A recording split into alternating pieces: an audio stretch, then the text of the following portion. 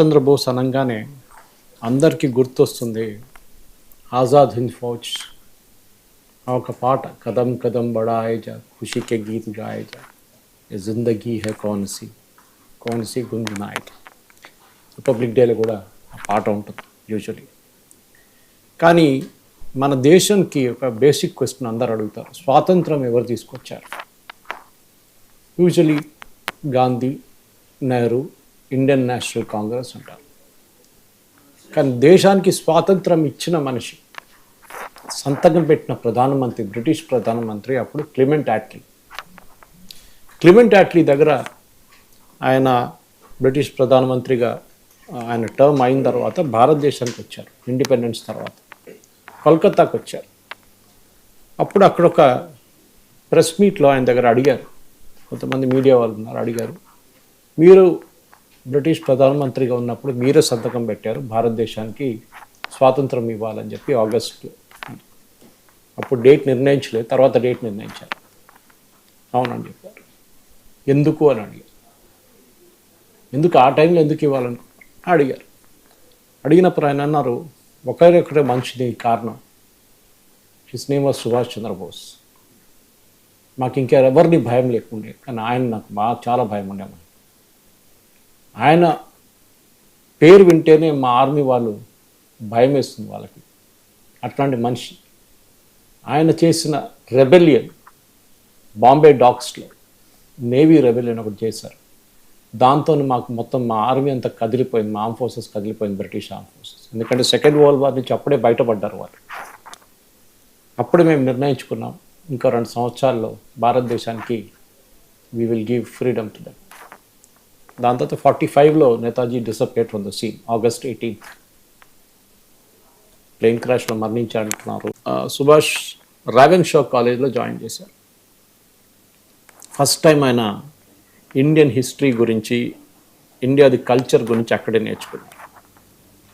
ఎందుకంటే దానికన్నా ముందు ఆయన ఒక ఆంగ్లో ఇండియన్ స్కూల్లో ఉండే, ఒక క్యాథలిక్ ఇన్స్టిట్యూషన్లో ఉండే, అక్కడ అంతా ఇంగ్లీష్ కల్చరే నేర్పించారు. కానీ రావెన్షా కాలేజ్కి వచ్చినప్పుడు బెంగాలీ భాష మాట్లాడాల్సి వచ్చింది. అక్కడే ప్రాబ్లం వచ్చింది. ఎందుకంటే బెంగాలీ అంటే రాదు. చంద్రచూర్ బోస్ గారిని నేను కలిసినప్పుడు ఢిల్లీలో నేను డీటెయిల్గా మాట్లాడుకున్నప్పుడు దీని గురించి అన్నారు ఆయన, సుభాష్ బోస్కి ఒక హ్యాబిట్ ఉండే అంటే ఆటోబయోగ్రఫీలో రాశారంట, ఇది ఇంగ్లీష్ వర్డ్ని తీసుకొని దాన్ని ముక్కలుగా చేసి బెంగాలీలో మాట్లాడుతుండే అంట. అదే ఆయన ఒక హ్యాబిట్ ఉండే. కానీ మీరు బిలీవ్ చేయరు, అకాడమిక్లీ హీ వాజ్ బ్రిలియంట్. అది మీ ఏ బెంగాలీ అయినా కానీ, ఇంగ్లీష్ అయినా కానీ, ఏ భాష అయినా కానీ అకాడమిక్లీ బ్రిలియంట్ ఉంటుంది. హీ వాజ్ ఐసిఎస్ కదా సార్ తర్వాత. సో ఆ టైంలో స్కూల్ నుంచి కాలేజ్కి వచ్చినప్పుడు కూడా బెంగాలీలో వితిన్ 6 months ఆయన టాప్ చేశారు క్లాస్లో. ఎక్సలెంట్. ఆలోచించారు.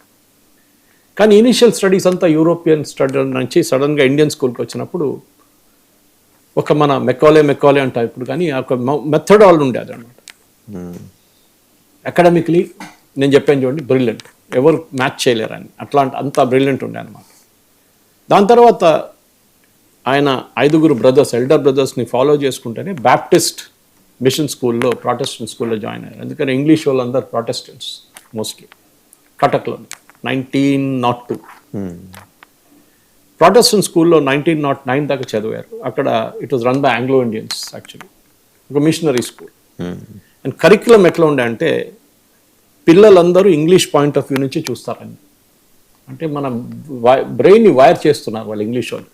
మా లాగానే ఆలోచించండి, డోంట్ థింక్ ద ఇండియన్ వే అని. సో ఇండియన్ హిస్టరీ కానీ కల్చర్ కానీ ఏం లేదు. తర్వాత ఆయన నేను చెప్పినట్లు రావెన్షాకి వచ్చినప్పుడు ఇదంతా నేర్చుకున్నారు. సో ఇండియన్స్ ఆ టైంలో ఈ కాలేజ్లో ఉన్నప్పుడు కూడా, ఈ ప్రాటెస్టెంట్ కాలేజ్లో బ్యాప్టిస్ట్ మిషన్లో వాళ్ళు ఇండియన్స్ టాప్ చేస్తుండే, కానీ వాళ్ళని స్కాలర్షిప్ ఎగ్జామ్లో కూర్చోవడానికి అనుమతించలేదు ఈ బ్రిటిష్ వాళ్ళు. వాళ్ళ స్ట్రాటజీ ఆలోచించండి. అన్నిటికీ medium of instruction was English, and students European లాగా, ఆంగ్లో ఇండియన్స్ లాగా ఒక మిక్స్డ్ ఇండియన్ అండ్ యాన్సెస్ట్రీ తయారవుతున్నారు అన్నమాట. దీంట్లో కూడా వచ్చిన తర్వాత బయటకు వచ్చి తర్వాత బోస్ గారి ఫాదర్ అడిగారంట, వాళ్ళ ఫాదర్కి ఒక ఇది ఉండే, ఇంగ్లీష్ బాగా మాట్లాడాలి, ఫ్లాలెస్ ఇంగ్లీష్ మాట్లాడాలి.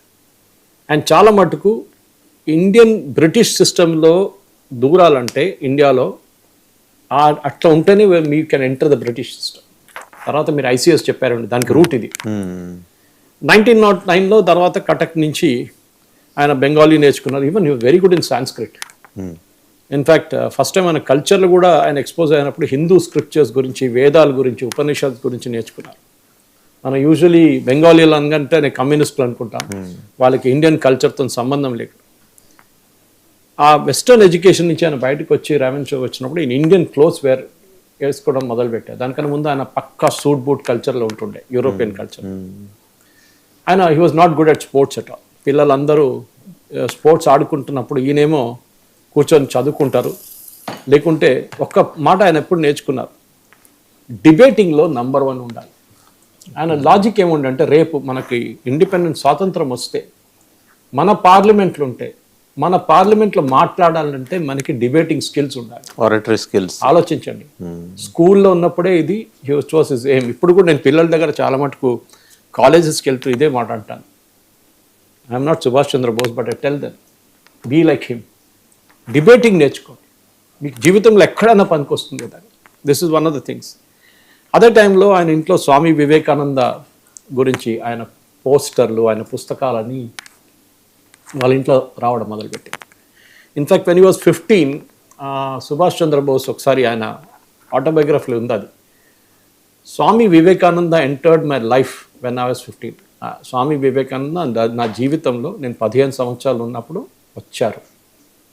చదివానని కాదు, నేర్చుకున్నానని కాదు, ఆయనే వచ్చారు. Entered my life. డిఫరెన్స్ చూడండి, వర్డ్స్, యూసేజ్ ఆఫ్ వర్డ్స్. అది స్వామి వివేకానంద లైఫ్ మొత్తం మార్చేసి కంప్లీట్గా.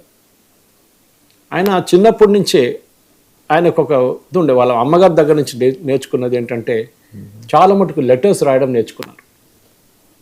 ఆ టైంలో బెంగాల్లో స్వామి వివేకానంద, ఆయన గురు రామకృష్ణ పరమహంస, వీళ్ళ ఇన్ఫ్లుయెన్స్ చాలా మటుకు ఉండే. అండ్ కటక్ అనగానే it is a part of Bengal only anyway.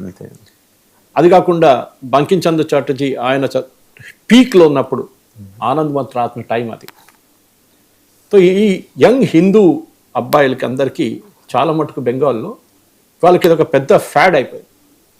Ramakrishna Paramahamsa, Swami Vivekananda, Anand Math, Bankim Chandra Chatterjee, వీళ్ళందరూ ఒక ఏం చెప్తారు, ఒక ఐకాన్గా మారిపోయారు అన్నమాట. సో అట్లనే స్వామి వివేకానంద స్పీచ్ కానీ, అండ్ ఆయన అన్నారు కూడా, Vivekananda game me an ideal and నన్ను ఒక మనిషిగా మార్చారు. కలవలేదు ఆయన్ని ఇప్పుడు, ఆయనకన్నా ముందు పోయారు ఆయన, కానీ ఆయనకు ఒక ఫీలింగ్ వచ్చింది అన్నమాట. సో వివేకానంద ఎప్పుడు ఒక ప్రాక్టికల్ టీచింగ్లో ఇండియన్స్కి ఏం చెప్తానంటే, సర్వీస్ టు హ్యూమానిటీ చాలా ఇంపార్టెంట్. చిన్నప్పటి నుంచే సుభాష్ చంద్రబోస్కి సమాజ్ సేవ చేయడం అంటే చాలా ఇష్టం. చాలా రిచ్ ఫ్యామిలీ నుంచి. సో వాళ్ళ నాన్నగారు అమ్మగారు పాకెట్ మనీ ఇస్తుంది, నువ్వు బస్సులో వెళ్ళు, నువ్వు నడుచుకుంటూ వెళ్ళకూడదని. ఈయన ఏం చేస్తాడు, బయట వెళ్ళి ఒక బిచ్చోడిని కనిపిస్తూ వాళ్ళకి డబ్బులు ఇచ్చేసి నడుచుకుంటూ వెళ్ళిపోతాడు. సో హిస్ యంగ్ ఏజ్ నుంచి ఉందన్నమాట. అది కాకుండా ఆ టైంలో చాలా మటుకు కాలరా, లెప్రసీ అంతా ఉండాడు, అప్పట్లో ఉండేది కదండి. అక్కడ వెళ్ళి సేవ చేస్తుంది. సో వీళ్ళ ఫ్యామిలీకి చాలా కోపం వచ్చింది, వీళ్ళ ఫాదర్కి, ఏంట్రా నువ్వు అట్లాంటి పనులు చేస్తున్నావు. So Bose education at the same time Mahabharata ఆయన ఒక ఫేవరెట్ ఉండే, అది కూడా సంస్కృతంలో నేర్చుకున్నారు మహాభారత.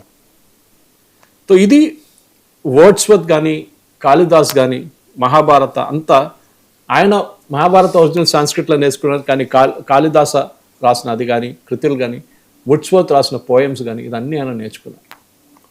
యోగా, మెడిటేషన్లో కూడా చాలా మంచి, ఇది తర్వాత ఆయనకు ఉపయోగం వచ్చింది. ఆయన హిమాలయాస్కి వెళ్ళినప్పుడు యోగా అండ్ మెడిటేషన్ చాలా మటుకు ఆయన కోసం గురువులకు, ఆయన ఫ్రెండ్ ఒకరు ఉండే, Hemant I think his name was, ఆయనతో పాటు వీళ్ళిద్దరు చాలా క్లోజ్ ఫ్రెండ్స్ అయిపోయారు అనమాట. వీళ్ళిద్దరు తిరుగుతుండే, ఇప్పుడు ఉత్తరాఖండ్ వైపు, అటు నేపాల్ వైపు అంతా తిరిగి గురువులు ఎక్కడైనా మా గురువులు దొరుకుతారా అని చెప్పి తిరుగుతున్నారు అనమాట. ఆ టైంలో మెట్రికులేషన్ అయిపోయింది.